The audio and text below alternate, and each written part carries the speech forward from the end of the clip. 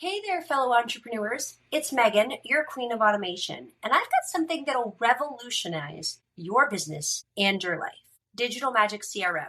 Imagine having all the tools you need in one place. No more juggling multiple platforms or relying on complex or make Zapier workflows. With Digital Magic CRM, you get powerful automated workflows, seamless email marketing, website integration, and more. It's truly a business in a box that saves you time, money, and helps you build the lifestyle you love.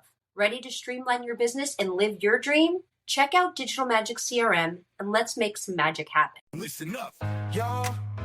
It's the queen of automation, Megan Donnelly, here to give you inspiration. Founders and business owners gather round. I'ma show you how to build systems that'll astound. Streamline your processes, no need for complicated. Hey everyone, welcome back to Chronically Automated, the show where we talk about what do we always say? Smart systems for messy realities. I'm your host, Megan Donnelly. And I'm Anthony Labasco. Today, we have something really fun and, well, is it fun? I don't know if it's fun, but it's a very good topic. And I think it's our reality, Megan. Yeah, it's our reality. Right. So, yeah, it's fun for us. Exactly. I call it looping thoughts. And what I mean by that is, so last week we talked about kind of emotionless automations, right? Like, and disappearing into automations, and this kind of goes hand in hand with this. So when I talk about looping thoughts or like mental load, right? Mental load creep. When you think about a project, we've all heard of scope creep, right? When, especially in the tech world, scope creep is a thing, right? Where you kind of creep and the scope starts here and it gets bigger and bigger and bigger and bigger. Well, for our brains, it's called mental load creep. And as we go throughout the day, I don't know about you, Anthony, but I'll just give you my scenario. As I go throughout the day, things creep in, more tasks, more things, more like stuff that I am supposed to do. And I consider them like unfinished mental loops, almost, like when you think about it, because it's almost like they get added to the list. You know, your task list is ever growing. And sometimes for me, it feels like it's this loop, like there's never going to not be something on my task list, right? And so it kind of messes me up a little bit. Because I kind of freak out, like, as the task list seems to get bigger, even though I can clearly look at my task list and see the stuff in the done column, right? Like, it's getting done, stuff's getting done, but it's just more and more and more and more, right? Like, it's a loop. Does that make sense? Like, it's this weird mental creep loop where stuff's getting done and more stuff's getting added. Stuff's getting done and more stuff's getting added. So how do we deal with it? Like, how do we help others deal with that? Because we talk about it all the time. Like, your lack of energy is going to kill your productivity. It has nothing to do with time management or time blocking or any of that crap. If you don't have any energy, it doesn't matter. It doesn't matter if you use the best task management system in the world. It's not going to work for you, right? So that's today's topic. Would you like to weigh in on this ridiculous subject? No, I mean, it's something so real, and it's something that I struggle with every day, right? Because I'm working on, not simultaneously, but definitely during the day, I have about 5 or 6 different projects that I'm working on. And those are so important to do, each and every one of them, right? So I'm focusing, I'm doing things, and I feel like I'm making progress. But then all of a sudden, you're like, wow, it's been a great day. And then you kind of look and you're like, whoa, my task list is insane. So, how do you then slow it down, right? I mean, I would think logically that, it's a matter of how we structure our day. Right. And that's something that has to be done. And I hope we're going to be talking about that today too.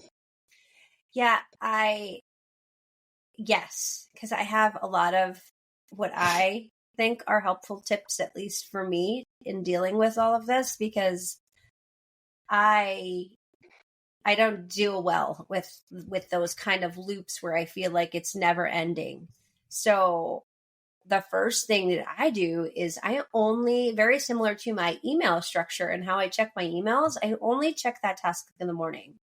And so I've set it up so that it's very simple. And I only I filter my task list, and it will, the things that are currently, like things that are due this week, right?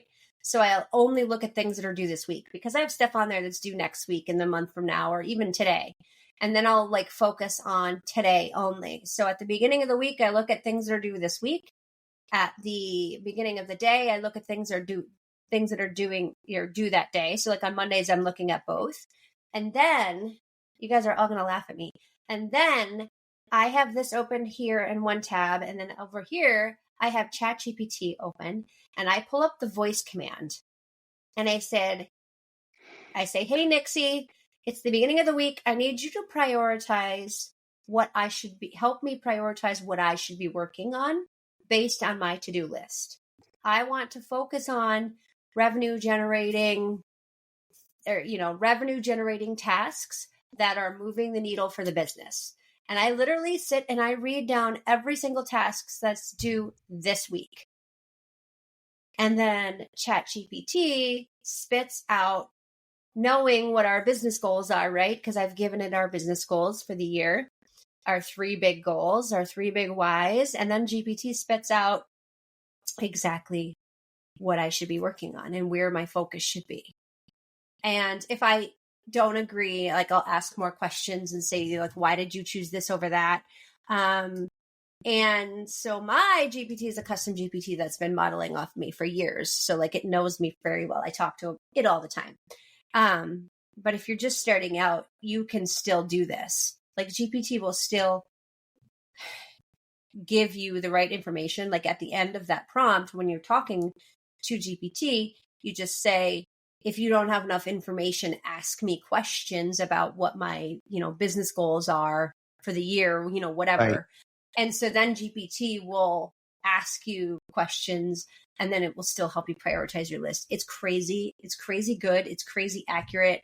And then at the beginning of the week, so some of that mental load of that loop that I keep seeing is then gone and taken off my shoulders, because I'll just go in and prioritize based on the GPT goals. Like I'll just go, like it tells me what to, and so then I move stuff around and I switch dates up for the week, and I focus on then one task at a time. So I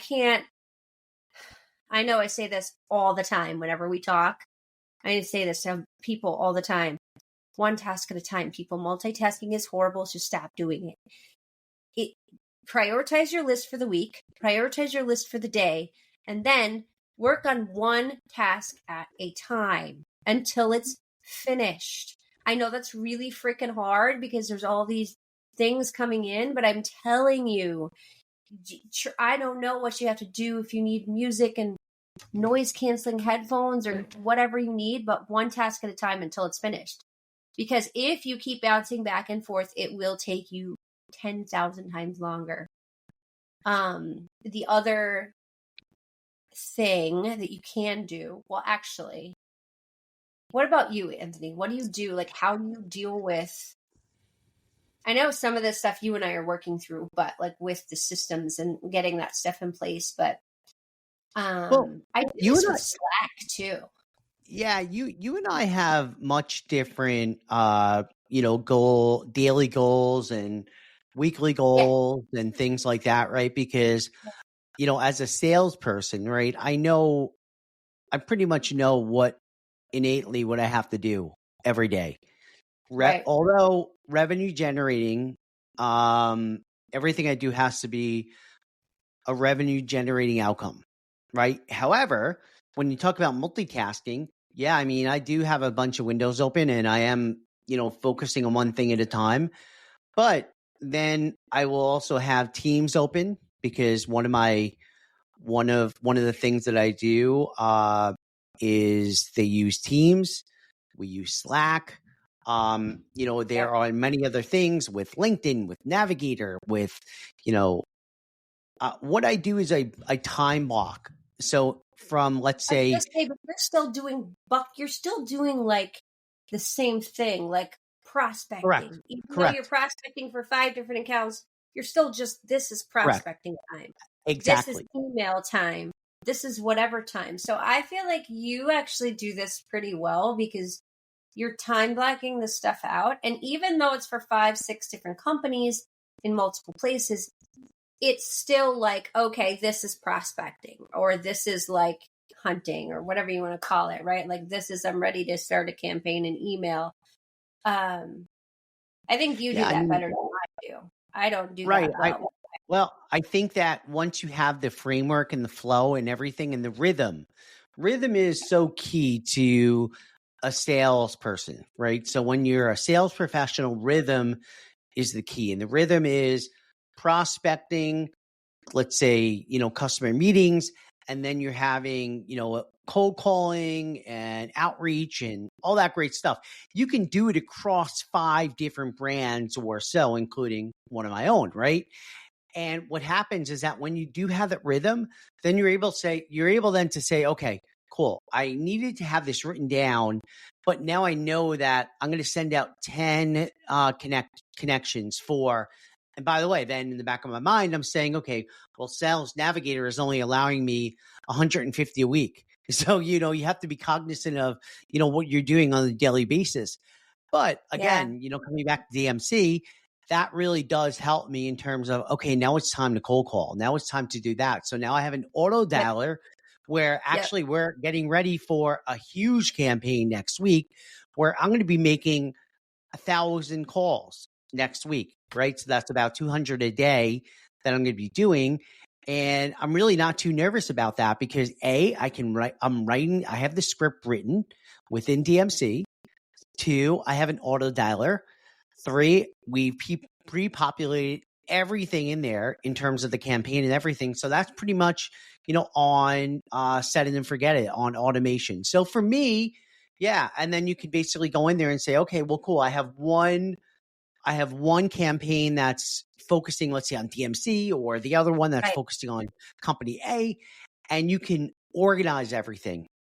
Everything is different, but then you stay focused on that rhythm. Yeah. So I have a question. How do you deal with, and maybe that's one of the things, maybe that's a reason that sales is never really, and I know you and Darren, like I have people in my labs who are like, what are you talking about? You're a great salesperson, but not like that. Like I'm a closer. I'm good at anyway, it doesn't matter. Don't need to go into that, but how do you deal with kind of this staleness? How do you keep your energy up doing all of those repetitive tasks? Because obviously, and maybe DMC is the answer, and that's how you keep your energy up, because all of those kind of like boring repetitive tasks you don't have to do because it's taking some of that weight off you, so you can keep your energy up not focusing on all of that. And if that's the case, that's amazing, because to me, I can't do the same thing over and over and over again. One, I get really bored. And if I get bored, my brain just is like, then I'm checked out, and it's going to take forever for me to finish that task because I'm bored. So I am curious, because I know you are really good. Like we said earlier, you're really good at your time blocking and setting up those repetitive tasks. How do you keep your energy up and your dopamine up? I'm going to do this. I want to do this. This is going to be fun. Because I would be like, I don't want to do this. I mean, I'll be honest with you. Today has been a bit of a, ups and downs. Like every day is pretty much up and down. I had a really good discovery meeting earlier, and that brought up my energy. But then, I send out, all these custom DMs or, in-mails and everything. And meanwhile, when I start to think about it and I get in my head and say, wow, you've sent out probably 400 in the past, month or so, and you haven't really heard back from really too many people.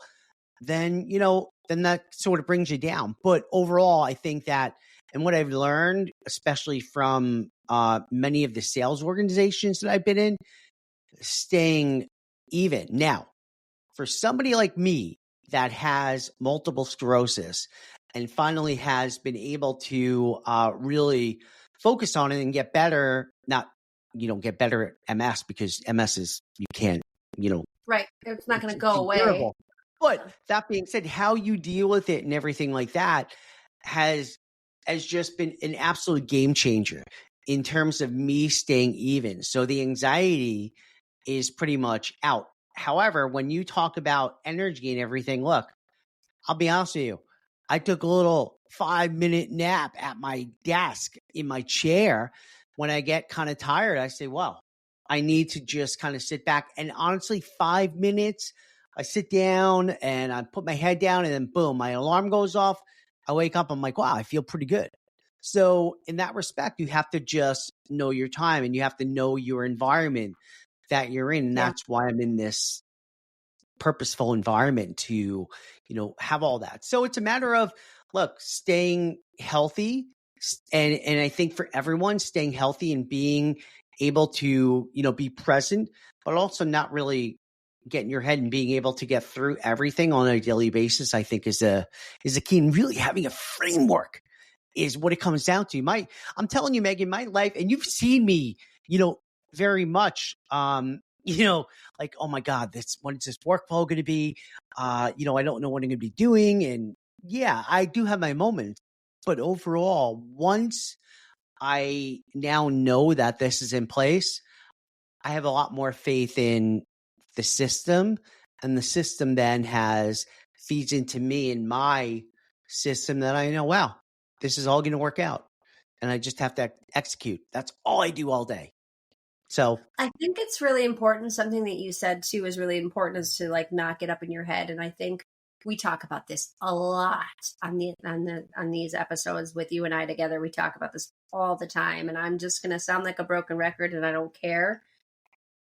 You have to do what works for you and keeps you healthy. At the end of the day, nobody cares. We are not solving world peace. no one cares. Are not, this is, nobody cares. At the end of the day, if you have to take 4 hours, if you have to take 5 minutes, if you have to take a whole day, take it. Take it, reset, and come back. So mine's a little different than Anthony, because my hyperactivity is definitely my energy level compared to Anthony's energy level. I think is like way crazy high all the time. So for me, I really like that Pomodoro method where I go ahead. What? No, I just want to say to everyone that I do have a very high energy level. However, it's not infinite, right? Yes. So I'm not saying that yours is that you're up 24/7, but you also drink very strong coffee. I don't. So yeah, so there is we could probably do a whole other episode on that, but yeah, I'm with you 100%. Yeah, absolutely. We probably should do an episode and bring like Daniel Intorello on and talk about like the effects of caffeine and stuff like that. Because for me, my energy level is like this without the caffeine. I'd actually truly drink coffee because I like it. Do I need to drink the strongest coffee in the world? Probably not. That's, just makes me even more crazy and hyper, but whatever. Whole nother episode. But for me, my energy is always so up that every 25 minutes, I have a 25-minute timer. I get up and I walk around the house, up and down the stairs, like go up, and I walk for just 5 to 10 minutes, not even. And which is why there's a buffer on every single meeting that I have, because I have to have that time. I have to have that in between time, in between meetings, but I also have to have the buffer of getting up and walking around, which is the other reason I got a stand-up desk, right? So people, the stand-up desk, and I know there's a lot of stigma about stand-up desks and like walking treadmills. I'm getting a walking treadmill. I don't care what anybody says. I need the movement. And if I have movement, which is why I'm a hand talker, because if I have movement, then I can actually focus better, which is crazy. So, which is why I have a remarkable. I still take hand notes a lot of times when I'm talking to people because it has absolutely nothing to do with the notes. Because I have AR recordings, I have all these summaries, like I have all that stuff, right? It has to do with the fact that I have to keep my hands busy. I have to do something while I'm listening to people talk. And it's crazy. It's crazy how that happens, which for me is also the reason that the voice typing and using voice memos and voice anything like recordings works so well. Because I love the I fact that can you do a bunch of use. stuff. Yeah. I love that you use that. And you know what's funny? I don't know if everyone knows this, but Megan gets into arguments with ChatGPT. Like I she do. literally has conversations with ChatGPT.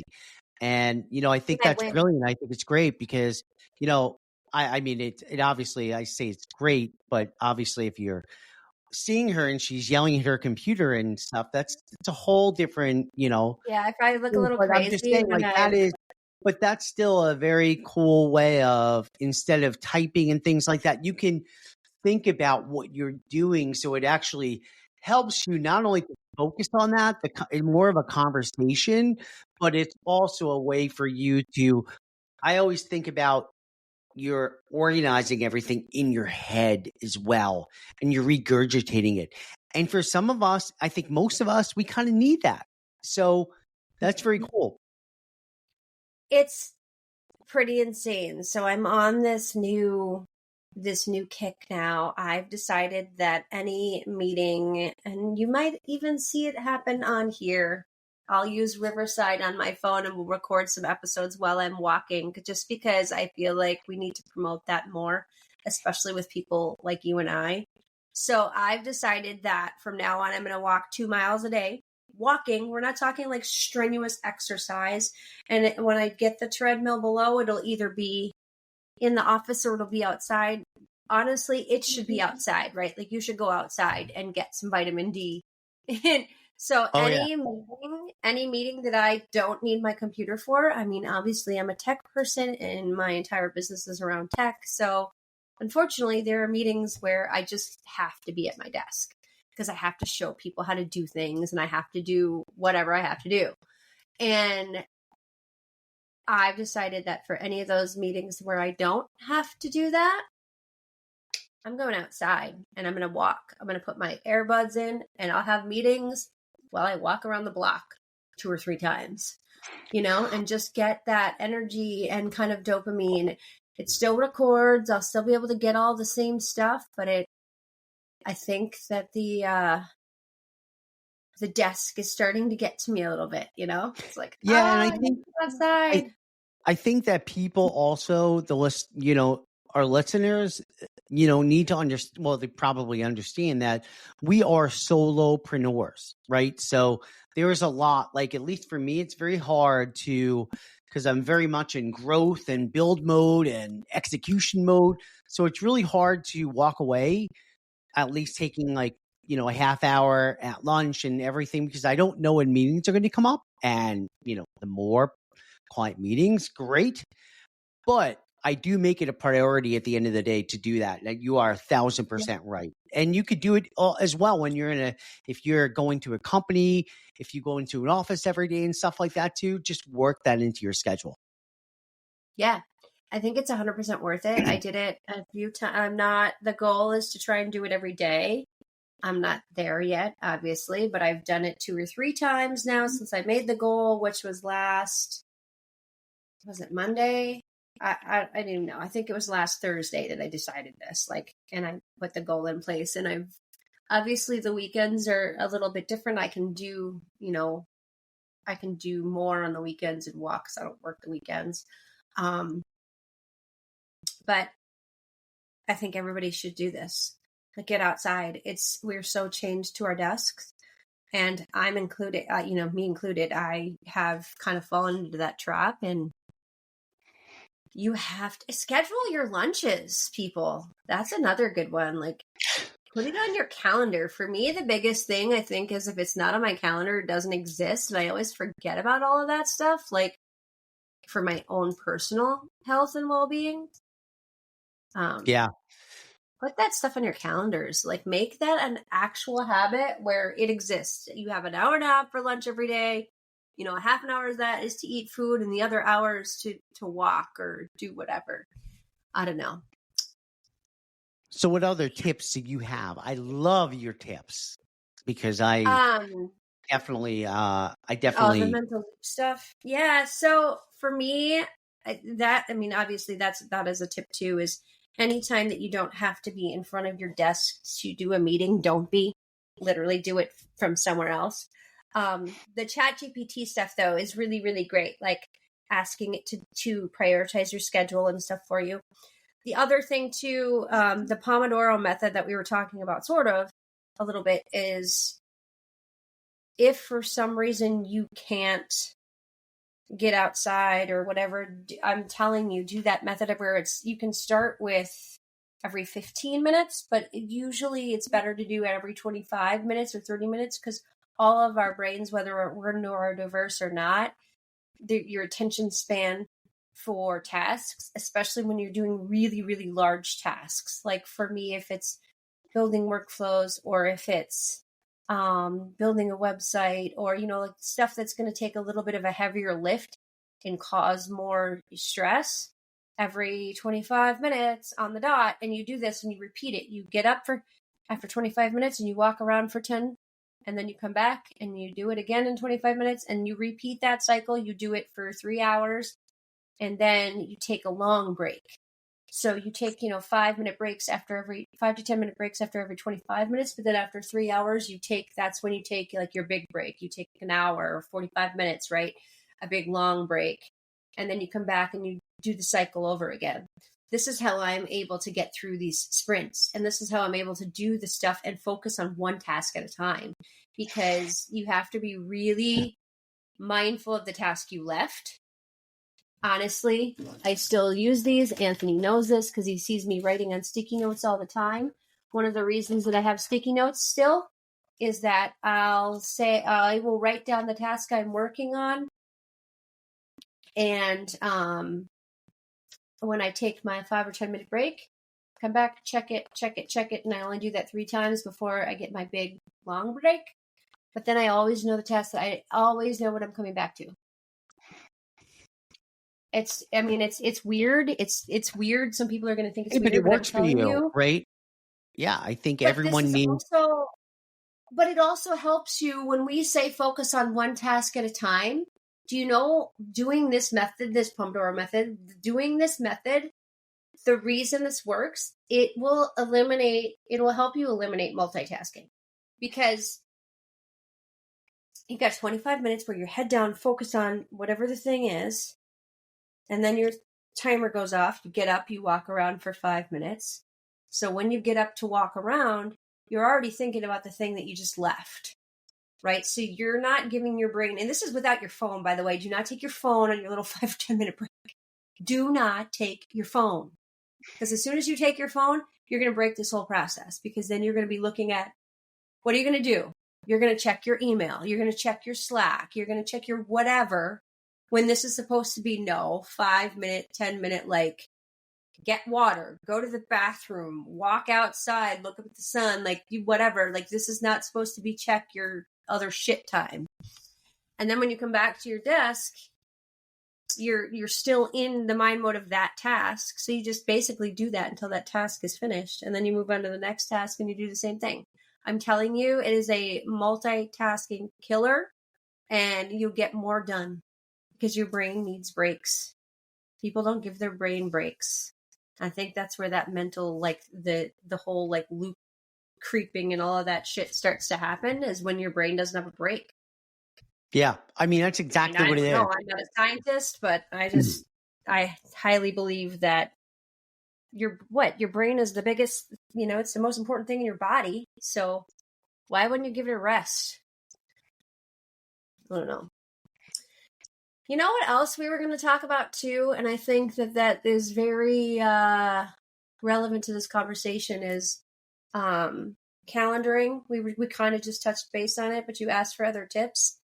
Always, like, we've talked about this before, but set meeting days. So Tuesdays and Thursdays, right? Like, I'm just throwing days out there. Whatever 2 or 3 days you want, those are the only days that you take meetings. Leave the rest. It's not that you won't talk to people or whatever on the other days, but these are like your, like, for instance, for Anthony as a salesperson, Monday, Tuesdays, Thursdays, like, are his, we'll just say, those are his meeting days. Those are like, he has 6 hours where he's just going to do 15-minute demos. I don't know, whatever. It doesn't matter. But once you have those days set, make sure that you have at least 15 minutes in between meetings scheduled, that post buffer, right? I would even say, I would go for, so as far as to say 30, because then you've got your 15-minute where we just talked about, like, your mind break, right? Because you need 15 minutes to at least just kind of digest what you just talked about. And then, whatever after meeting process you have, whether it's notes or whatever, I don't know. But you have that 15 minutes. And then if you do 30 minutes, then that second 15 minutes, like, the first 15 minutes is for the client or the person that you just talked to. You're dedicating your brain power, saying, I just talked to this person, my notes, whatever. That second 15 minutes is for you and your health. Get the heck up again and do that thing that we talked about. Walk outside, get away from your desk. Don't bring your phone. You know what I'm saying? I'm smiling because that is so not what I do. That's so not what I can do. Take meetings back to back to back to back. Everyone does it. That's fine. That's okay, because every salesperson I know does that. But think, if you could just give yourself 15 minutes in between those meetings, maybe not 30. Well, you would have but your brain would be so much more refreshed. So how exhausted are you? Hang on. How exhausted? Let me ask the question, and then you can answer. How exhausted are you? And I already know the answer to this because we've had this conversation, but I want you to say it live on air. So we're going to break this shit down. How exhausted are you when you have a day and you have 15 meetings and they are all back to back to back to back to back? Well, thankfully, I don't really have those kind of meetings anymore. However, when I did, I didn't know which way it was going, because then then in terms of my cognitive thoughts and everything like that, it's awful. By the last meeting, I'm pretty much like, well, think about it too. You don't just have the meetings. You then have to do the post, follow up and everything like that too. Right. So there's a lot of effort that goes into everything. That so should be automated. What's that? That should be automated. If Correct. you are recording your meetings, you should automate your follow-up based on the summary recording and I'm sorry, that is not what I would consider an emotionless follow-up if you're using the actual summary of your conversation. But look, Megan, I agree. I understand, but there is now some automation in that, right? But overall, I mean, it's going to be an authentic way. I'm going to have to go through it. I'm not just saying, oh yeah, I'm done with this. Boom. I'll just send this out. No, I'm thinking about you it. Can't just use a summary. Absolutely. So yes, the answer is that I'm exhausted after that. And then, look, as a solopreneur that has clients, right, that I have a consulting, I'm doing consulting. So that's 4 hours blocked during the day that I'm focusing on that.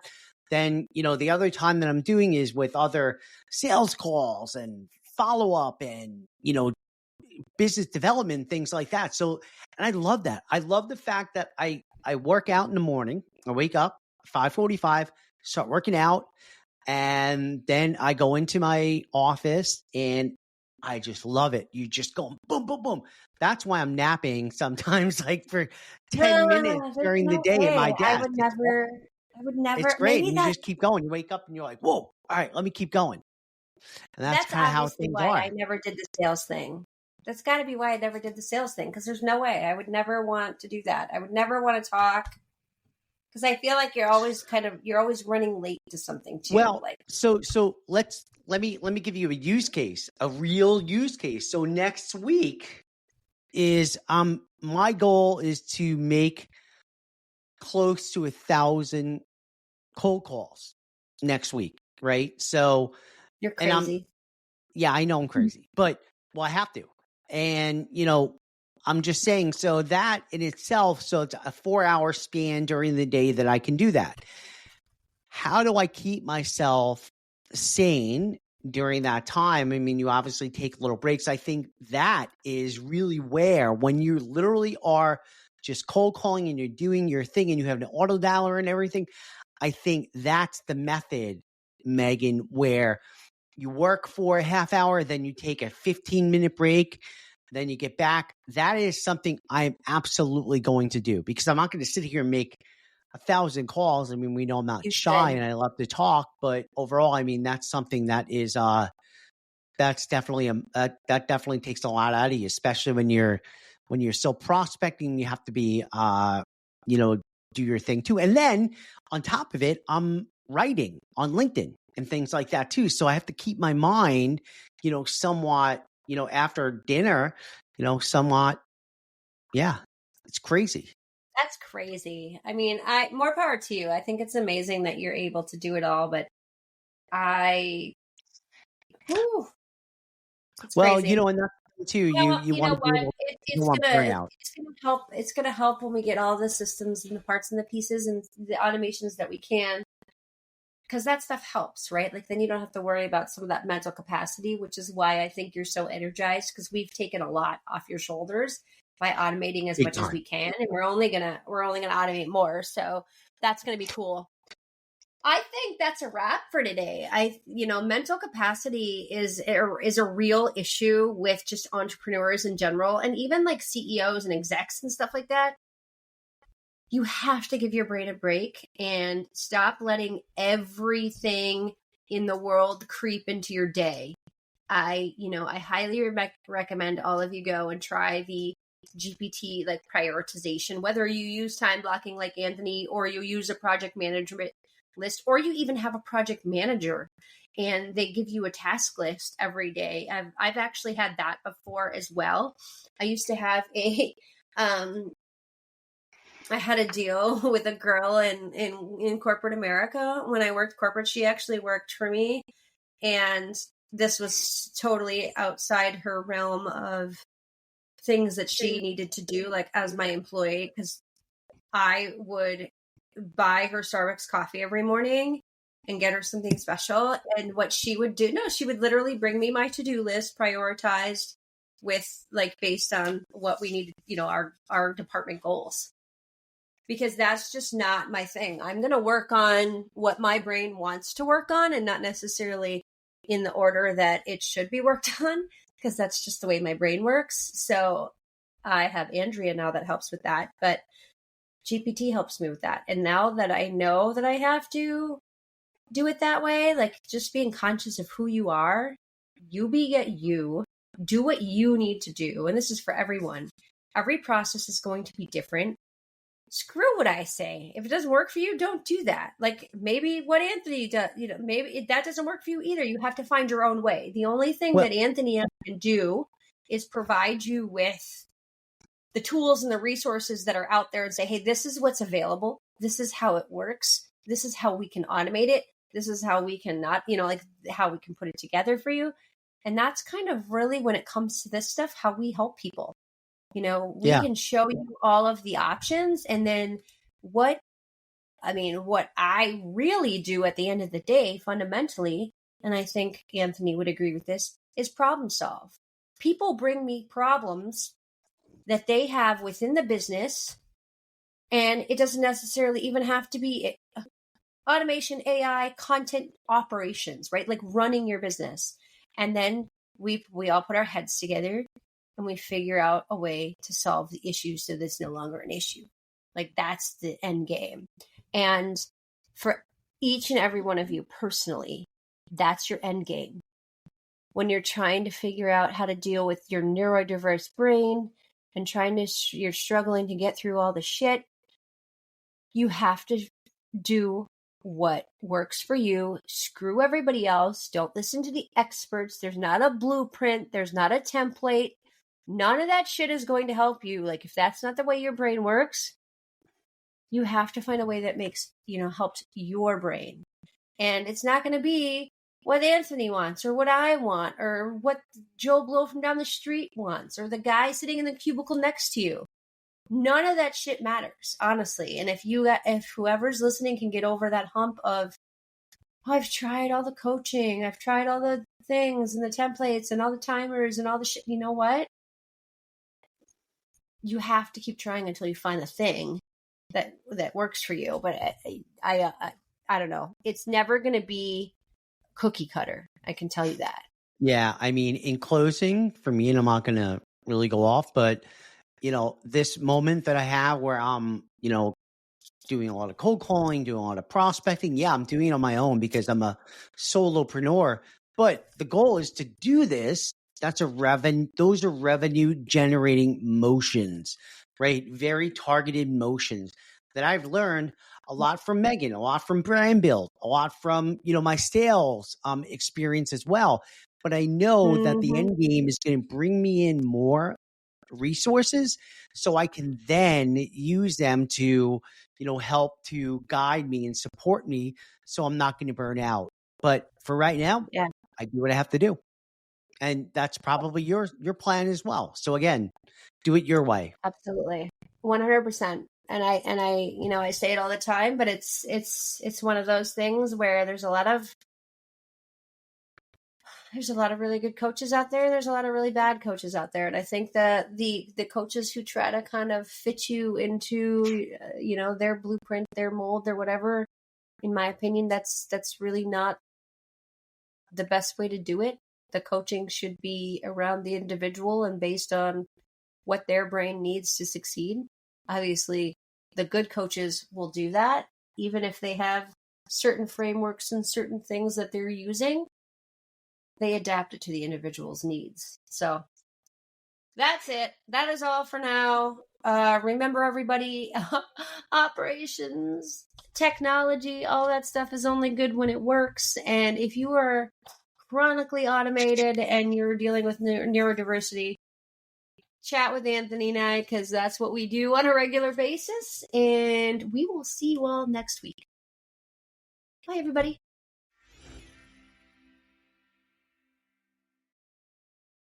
Hey, ambitious founders, it's Megan, your queen of automation, here to introduce you to the ultimate community for high-growth founders, Brandville. As someone deeply involved, I can tell you firsthand how transformative this community can be.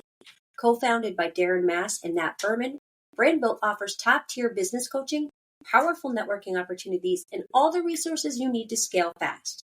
Join a community that's all about growth, support, and making big things happen. Ready to elevate your business? Come join us at Brandville and let's build something extraordinary together.